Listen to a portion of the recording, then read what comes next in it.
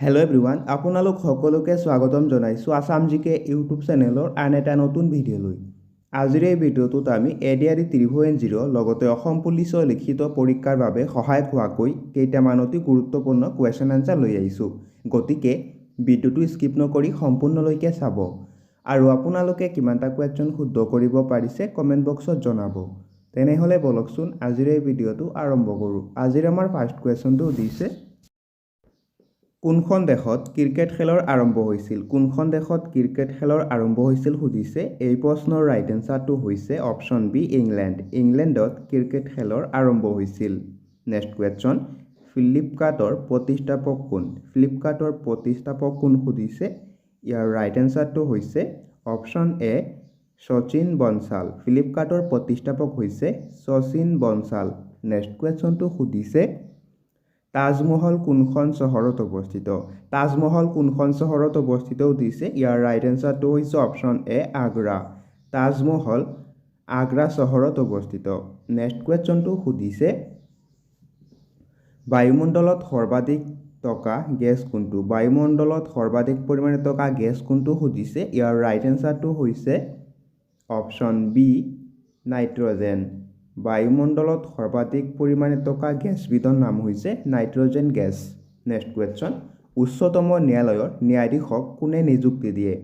উচ্চতম ন্যায়ালয়ৰ ন্যায়াধীশক কোনে নিযুক্তি প্ৰদান কৰে সুধিছে। ইয়াৰ ৰাইট এনচাৰটো হৈছে অপশ্যন চি, ৰাষ্ট্ৰপতি। উচ্চতম ন্যায়ালয়ৰ ন্যায়াধীশসকলক ৰাষ্ট্ৰপতিয়ে নিযুক্তি প্ৰদান কৰে। নেক্সট কুৱেশ্যন, ভাৰতৰ সংবিধানত কেতিয়া মৌলিক কৰ্তব্য সংযোজন কৰা হৈছিল? ইয়াত চাৰিটা অপশ্যন দিয়া আছে। এই চাৰিটা অপশ্যনৰ ভিতৰত ইয়াৰ ৰাইট এনচাৰটো হৈছে অপশ্যন চি, 1976 চনত। এতিয়া আহিছোঁ নেক্সট কুৱেশ্যনটোলৈ। নেক্সট কুৱেশ্যনটো সুধিছে, কোনটো গ্ৰহৰ পৰা সেউজীয়া পোহৰ নিৰ্গত হয়? কোনটো গ্ৰহৰ পৰা সেউজীয়া পোহৰ নিৰ্গত হয় সুধিছে। ইয়াৰ ৰাইট এনচাৰটো হৈছে অপশ্যন এ, ইউৰেনাছ। ইউৰেনাছ গ্ৰহৰ পৰা সেউজীয়া পোহৰ নিৰ্গত হয়। Next question, Narendra Modi stadium ক'ত আছে? নৰেন্দ্ৰ মোদী ষ্টেডিয়াম ক'ত আছে সুধিছে। ইয়াৰ ৰাইট এনচাৰটো হৈছে অপশ্যন ডি, আহমেদাবাদ।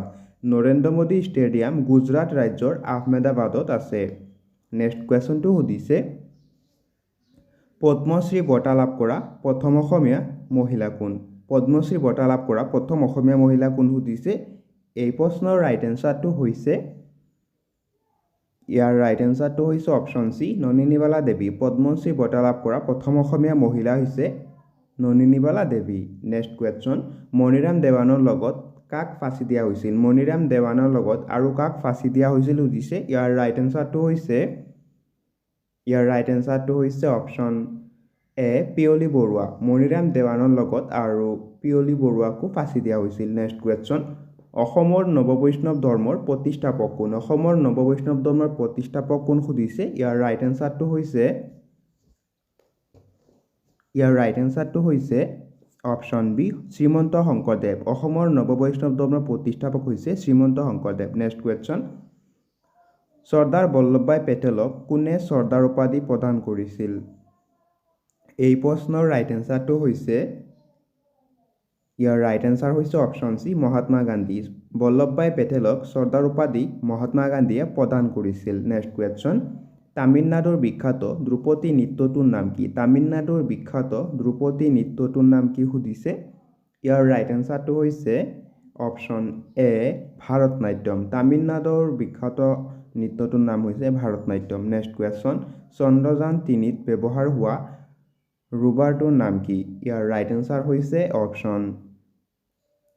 এনচাৰটো হৈছে অপশ্যন বি, প্ৰজ্ঞান। চন্দ্ৰযান 3ত ব্যৱহাৰ হোৱা ৰভাৰটোৰ নাম হৈছে প্ৰজ্ঞান। নেক্সট কুৱেশ্যনটো সুধিছে, অসম সাহিত্য সভাৰ মুখ্য কাৰ্যালয় ক'ত অৱস্থিত? এই প্ৰশ্নৰ ৰাইট এনচাৰটো হৈছে অপশ্যন ডি, যোৰহাট। অসম সাহিত্য সভাৰ মুখ্য কাৰ্যালয় যোৰহাটত আছে।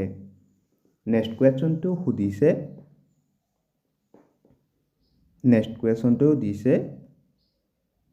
হিন্দী দিৱস কেতিয়া পালন কৰা হয়? হিন্দী দিৱস কেতিয়া পালন কৰা হয় সুধিছে। এই প্ৰশ্নৰ ৰাইট এনচাৰটো হৈছে অপশ্যন চি, 14 ছেপ্টেম্বৰ তাৰিখে। হিন্দী দিৱস 14 ছেপ্টেম্বৰ তাৰিখে পালন কৰা হয়। নেক্সট কুৱেশ্যন, বীৰ চিলাৰায়ৰ প্ৰকৃত নামটো কি? বীৰ চিলাৰায়ৰ প্ৰকৃত নামটো কি আছিল সুধিছে। এই প্ৰশ্নৰ ৰাইট এনচাৰটো হৈছে অপশ্যন বি শুক্লধ্বজ। বীৰ চিলাৰায়ৰ প্ৰকৃত নামটো আছিল শুক্লধ্বজ। নেক্সট কুৱেশ্যন, ভাৰতীয় সংবিধানৰ পিতৃস্বৰূপ বুলি কাক কোৱা হয়? এই প্ৰশ্নৰ ৰাইট এনচাৰটো হৈছে option B doctor Bhimrao Ambedkar. ভাৰতীয় সংবিধানৰ পিতৃস্বৰূপ বুলি ডক্টৰ ভীমৰাও আম্বেদকাৰক জনা যায়।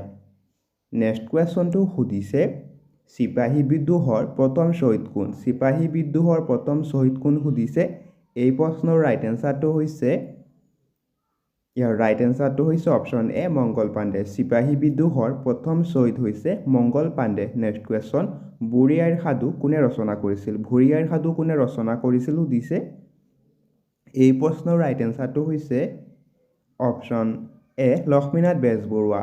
বুঢ়ী আইৰ সাধু লক্ষ্মীনাথ বেজবৰুৱাই ৰচনা কৰিছিল। নেক্সট কুৱেশ্যন, তাজমহল কোনখন নদীৰ পাৰত অৱস্থিত? তাজমহল কোনখন নদীৰ পাৰত অৱস্থিত সুধিছে। ইয়াৰ ৰাইট এনচাৰটো হৈছে অপশ্যন বি যমুনা নদী। তাজমহল যমুনা নদীৰ পাৰত অৱস্থিত। নেক্সট কুৱেশ্যনটো সুধিছে অসমৰ তৈলনগৰী নামেৰে কোনখন চহৰক জনা যায়? অসমৰ তৈলনগৰী নামেৰে কোনখন চহৰক জনা যায় সুধিছে। এই প্ৰশ্নৰ ৰাইট এনচাৰটো হৈছে অপশ্যন এ ডিগবৈ। অসমৰ তৈলনগৰী নামেৰে ডিগবৈ চহৰক জনা যায়। নেক্সট কুৱেশ্যনটো সুধিছে নুমলীগড় তেল শোধনাগাৰ কোনখন জিলাত অৱস্থিত? নুমলীগড় তেল শোধনাগাৰ কোনখন জিলাত অৱস্থিত সুধিছে। ইয়াৰ ৰাইট এনচাৰটো হৈছে অপশ্যন এ গোলাঘাট। নুমলীগড় তেল শোধনাগাৰ গোলাঘাট জিলাত অৱস্থিত। নেক্সট কুৱেশ্যনটো সুধিছে বিশ্ব বাণিজ্য সংস্থাৰ মুখ্য কাৰ্যালয় ক'ত অৱস্থিত? বিশ্ব বাণিজ্য সংস্থাৰ মুখ্য কাৰ্যালয় ক'ত অৱস্থিত সুধিছে। ইয়াৰ ৰাইট এনচাৰটো হৈছে অপশ্যন বি জেনেভা। বিশ্ব বাণিজ্য সংস্থাৰ মুখ্য কাৰ্যালয় জেনেভাত অৱস্থিত। নেক্সট কুৱেশ্যনটো সুধিছে উষ্ণতাৰ এছআই একক কি? উষ্ণতাৰ এছআই একক কি সুধিছে। ইয়াৰ ৰাইট এনচাৰটো হৈছে অপশ্যন এ কেলভিন। উষ্ণতাৰ এছআই একক হৈছে কেলভিন। নেক্সট কুৱেশ্যনটো সুধিছে পৰিকল্পনা আয়োগৰ প্ৰথম অধ্যক্ষ কোন আছিল? পৰিকল্পনা আয়োগৰ প্ৰথম অধ্যক্ষ কোন আছিল সুধিছে। ইয়াৰ ৰাইট এনচাৰটো হৈছে অপশ্যন এ জৱাহৰলাল নেহেৰু। পৰিকল্পনা আয়োগৰ প্ৰথম অধ্যক্ষ আছিল জৱাহৰলাল নেহেৰু। নেক্সট কুৱেশ্যনটো সুধিছে কোনখন দেশক সূৰ্যোদয়ৰ দেশ বুলি জনা যায়? কোনখন দেশক সূৰ্যোদয়ৰ দেশ বুলি জনা যায় সুধিছে। ইয়াৰ ৰাইট এনচাৰটো হৈছে অপশ্যন বি জাপান। জাপানক সূৰ্যোদয়ৰ দেশ বুলিও জনা যায়। নেক্সট কুৱেশ্যনটো সুধিছে অসমৰ প্ৰথম ICS বিষয়াগৰাকী কোন? অসমৰ প্ৰথম ICS বিষয়াগৰাকী কোন সুধিছে। এই প্ৰশ্নৰ ৰাইট এনচাৰটো হৈছে অপশ্যন এ আনন্দৰাম বৰুৱা। অসমৰ প্ৰথম ICS বিষয়াগৰাকী আছিল আনন্দৰাম বৰুৱা। নেক্সট কুৱেশ্যনটো সুধিছে আইন বিষয়ত ডক্টৰেট ডিগ্ৰী লাভ কৰা প্ৰথম অসমীয়াগৰাকীৰ নাম কি? আইন বিষয়ত ডক্টৰেট ডিগ্ৰী লাভ কৰা প্ৰথম অসমীয়াগৰাকীৰ নাম কি সুধিছে। ইয়াৰ ৰাইট এনচাৰটো হৈছে option C doctor Jagadish Medhi. এতিয়া আহিছোঁ নেক্সট কুৱেশ্যনটোলৈ। নেক্সট কুৱেশ্যনটো সুধিছে পানীদিহিং পক্ষী অভয়াৰণ্য ভাৰতৰ কোনখন ৰাজ্যত অৱস্থিত? এই প্ৰশ্নৰ ৰাইট এনচাৰটো হৈছে অপশ্যন বি অসম। পানীদিহিং পক্ষী অভয়াৰণ্য অসম ৰাজ্যত অৱস্থিত। নেক্সট কুৱেশ্যনটো সুধিছে অসমীয়া চলচ্চিত্ৰত অভিনয় কৰা প্ৰথম অভিনেত্ৰী কোন আছিল? অসমীয়া চলচ্চিত্ৰত অভিনয় কৰা প্ৰথম অভিনেত্ৰী কোন আছিল সুধিছে। ইয়াৰ ৰাইট এনচাৰটো হৈছে অপশ্যন এ আইদেউ সন্দিকৈ। অসমীয়া চলচ্চিত্ৰত অভিনয় কৰা প্ৰথম অসমীয়া অভিনেত্ৰী আছিল আইদেউ সন্দিকৈ। নেক্সট কুৱেশ্যনটো সুধিছে কলিকতাৰ নাম কেতিয়া কলকাতা কৰা হৈছিল? কলিকতাৰ নাম কেতিয়া কলকাতা কৰা হৈছিল সুধিছে। এই প্ৰশ্নৰ ৰাইট এনচাৰটো হৈছে অপশ্যন এ 2001 চনত। কলিকতাৰ নাম কলকাতা 2001 চনত কৰা হৈছিল। নেক্সট কুৱেশ্যন কামাখ্যা মন্দিৰ কোনখন পাহাৰত অৱস্থিত? কামাখ্যা মন্দিৰ কোনখন পাহাৰত অৱস্থিত সুধিছে। ইয়াৰ ৰাইট এনচাৰটো হৈছে অপশ্যন এ নীলাচল পাহাৰ। কামাখ্যা মন্দিৰ নীলাচল পাহাৰত অৱস্থিত। নেক্সট কুৱেশ্যনটো সুধিছে ভাৰতত স্থাপন কৰা প্ৰথমটো বেংকৰ নাম কি? ভাৰতত স্থাপন কৰা প্ৰথমটো বেংকৰ নাম কি সুধিছে। এই প্ৰশ্নৰ ৰাইট এনচাৰটো হৈছে option B bank of Hindustan. ভাৰতত স্থাপন কৰা প্ৰথম বেংকটোৰ নাম হৈছে বেংক অফ হিন্দুস্তান। এতিয়া আহিছোঁ নেক্সট কুৱেশ্যনটোলৈ। নেক্সট কুৱেশ্যনটো সুধিছে দাদা চাহেব ফাল্কে বঁটা লাভ কৰা প্ৰথম অসমীয়া কোন? দাদা চাহেব ফাল্কে বঁটা লাভ কৰা প্ৰথম অসমীয়া কোন সুধিছে। এই প্ৰশ্নৰ ৰাইট এনচাৰটো হৈছে option B doctor Bhupen Hazarika. Dada Saheb Phalke বঁটা লাভ কৰা প্ৰথম অসমীয়া ব্যক্তি আছিল doctor Bhupen Hazarika. Next question. ভাৰতৰ প্ৰথম ৰাজনৈতিক দলটোৰ নাম কি? ভাৰতৰ প্ৰথম ৰাজনৈতিক দলটোৰ নাম কি সুধিছে। এই প্ৰশ্নৰ ৰাইট এনচাৰটো হৈছে অপশ্যন এ ভাৰতীয় জাতীয় কংগ্ৰেছ। ভাৰতৰ প্ৰথম ৰাজনৈতিক দলটোৰ নাম আছিল ভাৰতীয় জাতীয় কংগ্ৰেছ। নেক্সট কুৱেশ্যনটো সুধিছে চাৰমিনাৰ ভাৰতৰ কোনখন ৰাজ্যত আছে? চাৰমিনাৰ ভাৰতৰ কোনখন ৰাজ্যত আছে সুধিছে। এই প্ৰশ্নৰ ৰাইট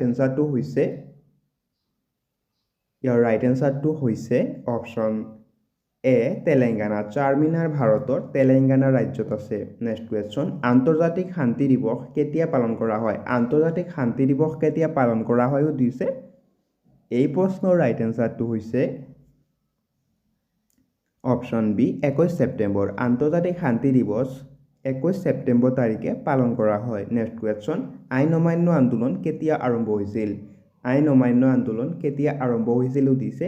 এই প্ৰশ্নৰ ৰাইট এনচাৰটো হৈছে অপশ্যন বি 1930 চনত। আইন অমান্য আন্দোলন 1930 চনত আৰম্ভ হৈছিল। Next question. ভাৰতে চাহ উৎপাদনত বিশ্বৰ ভিতৰত কিমান স্থান অধিকাৰ কৰিছে? এই প্ৰশ্নৰ ৰাইট এনচাৰটো হৈছে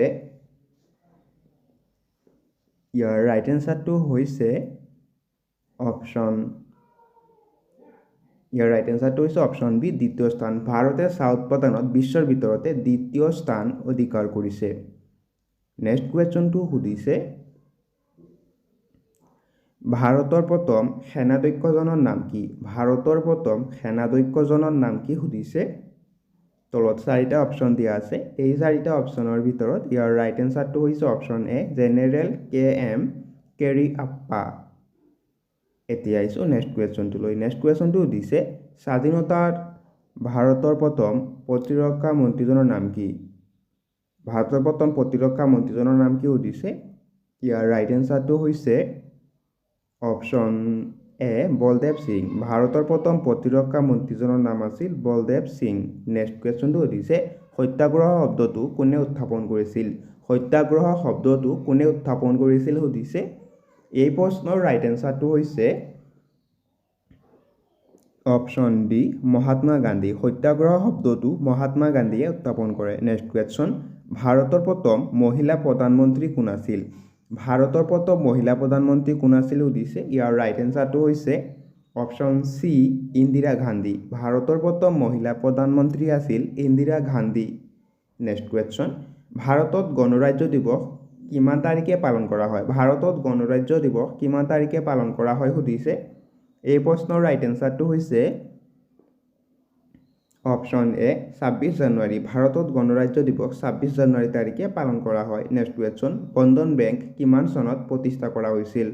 বন্ধন বেংক কিমান চনত প্ৰতিষ্ঠা কৰা হৈছিল সুধিছে। এই প্ৰশ্নৰ ৰাইট এনচাৰটো হৈছে অপশ্যন এ 2001 চনত। বন্ধন বেংক 2001 চনত প্ৰতিষ্ঠা কৰা হৈছিল।